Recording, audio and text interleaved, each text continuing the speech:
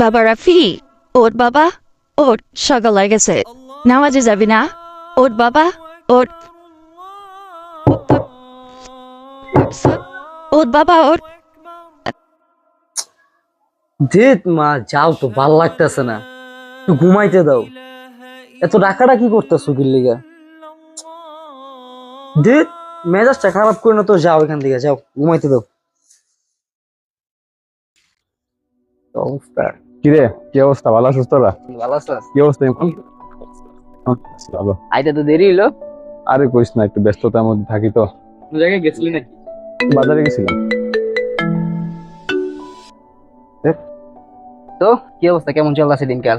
চলতেছে ভালোই। এখন তো কাজে কর্মে সবাই ব্যস্ত হয়ে গেছি গা।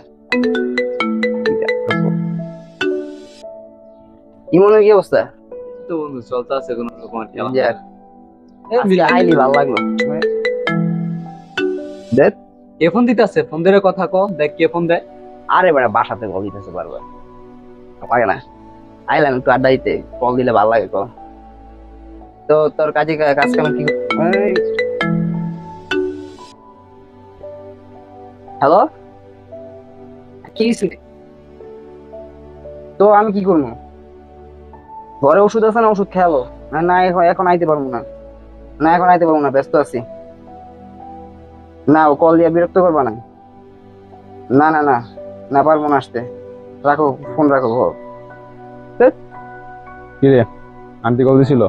আরে বেটা হবে, কি অবস্থা, কি একটা অবস্থা, বাসায় সারাদিন থাকতে পারি না বেটা, খালি জ্বালায়।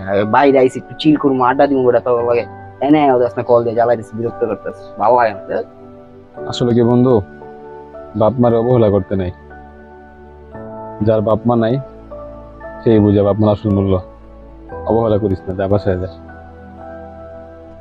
মাইন্ড করলি না, কি